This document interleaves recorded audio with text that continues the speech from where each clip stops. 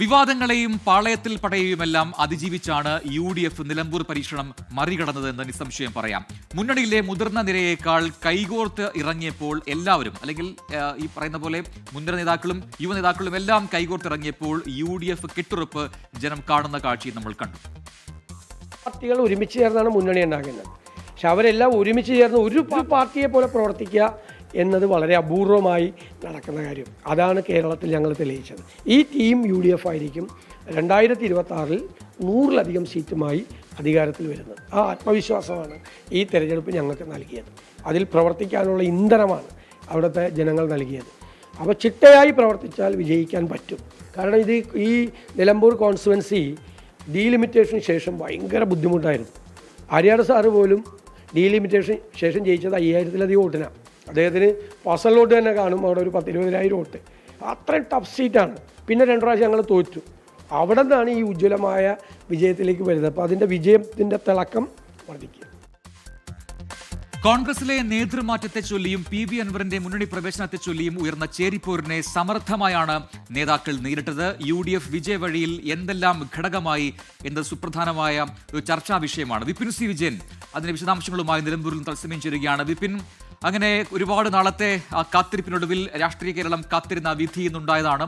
UDFന് വലിയ വിജയം അവിടെ ഉണ്ടായിട്ടുണ്ട്. വലിയ ആത്മവിശ്വാസം ആ ക്യാമ്പിനാകെ ഉണ്ടായിട്ടുണ്ട്. നേരത്തെ ഇപ്പോൾ നമ്മൾ കേട്ടതുപോലെ പ്രതിപക്ഷ നേതാവ് VD സതീശൻ പറഞ്ഞതുപോലെ അടുത്ത വർഷം നടക്കാൻ പോകുന്ന തെരഞ്ഞെടുപ്പുകൾക്കെല്ലാം തന്നെ വലിയ മുതൽക്കൂട്ടാവുന്നതാണ് ഈ വിജയം എന്നവർ ഇതിനോടകം തന്നെ മനസ്സിലാക്കി കഴിഞ്ഞിട്ടുണ്ട്. പക്ഷേ എങ്ങനെയാണ് UDFന്റെ ഈ വിജയത്തെ നമുക്ക് വിലയിരുത്താൻ കഴിയുക? എന്തൊക്കെ ഘടകങ്ങളാണ് അവർക്ക് ഈ വലിയ വിജയം സമ്മാനിച്ചത് നിലമ്പൂരിൽ?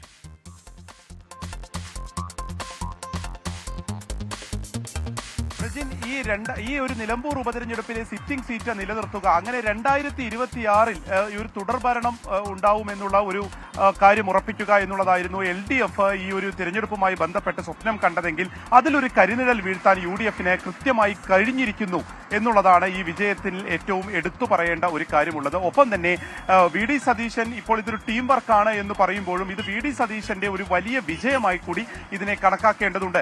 ആദ്യഘട്ടത്തിൽ ഈ ഒരു തിരഞ്ഞെടുപ്പ് ഉണ്ടാകുമെന്ന് ഉറപ്പിക്കുമ്പോൾ തന്നെ അതിനൊരു കൺവെൻഷനുമായി മുസ്ലിം ലീഗാണ് ആദ്യം മുന്നിട്ടൊക്കെ ഇറങ്ങുന്നത്. അതിനുള്ള കാരണം ഈ നിലമ്പൂർ വിജയിക്കണം എന്നുള്ളത് അവർക്ക് അത്രത്തോളം ആവശ്യമായിരുന്ന ഒരു ഘട്ടമായിരുന്നു.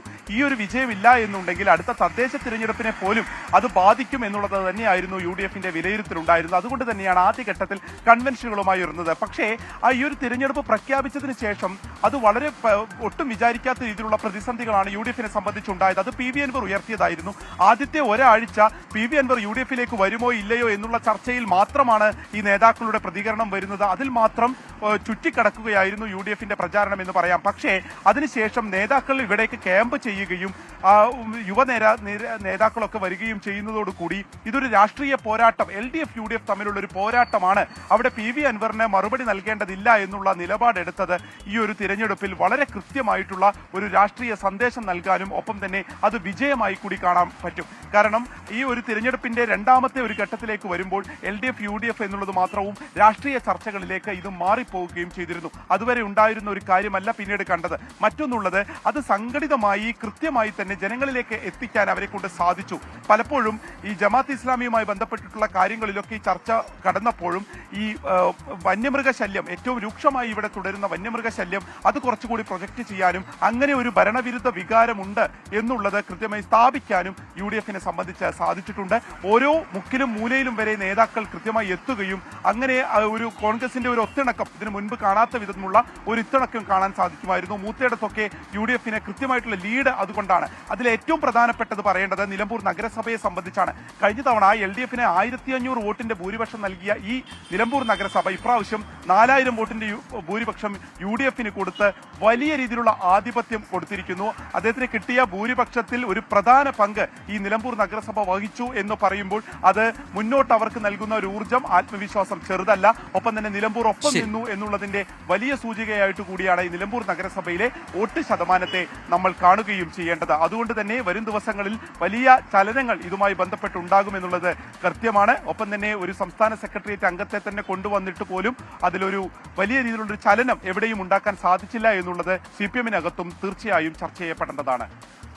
യെസ്, വിപിൻ സി വിജയനാണ് വിശദാംശങ്ങൾ നൽകിയത്. പക്ഷേ CPM അതിനെ മറ്റു രീതിയിലൊക്കെ കാണുന്നുണ്ട്. കാരണം നേരത്തെ തന്നെ ഈ പറയുന്നതുപോലെ CPM ഒരുപക്ഷെ ആ മേഖലയെ നിർത്തുക, ഈ അവിടുത്തെ പ്രത്യേക വിഭാഗത്തെ മാത്രം കേന്ദ്രീകരിച്ചുള്ള ഒരു പേരിലേക്ക് CPM വരും, അല്ലെങ്കിൽ LDF വരും, അങ്ങനെ ഒരാളെ ആയിരിക്കും അവിടെ നിർത്തുക എന്നൊക്കെയുള്ള പല അഭ്യൂഹങ്ങൾക്കും ഒടുവിൽ CPMന്റെ ഏറ്റവും കരുത്തനായ CPMന്റെ സംസ്ഥാന സെക്രട്ടേറിയറ്റ് അംഗം കൂടിയായിട്ടുള്ള ഒരാളെ അവിടെ മത്സരിപ്പിക്കുന്നു. അങ്ങനെ ഒരു രാഷ്ട്രീയ നിലപാട് CPM ആ രീതിയിൽ അവിടെ പ്രഖ്യാപിച്ചു കഴിഞ്ഞിട്ടുണ്ട്. അങ്ങനെയൊക്കെയാണ് CPM അതിനെ കാണുകയും ചെയ്യുന്നത്. പക്ഷേ ഈ പറഞ്ഞതുപോലെ PV അൻവർ എന്ന് പറയുന്ന കീ ഫാക്ടർ അവിടെ വലിയ റോൾ എടുത്തിട്ടുണ്ട്.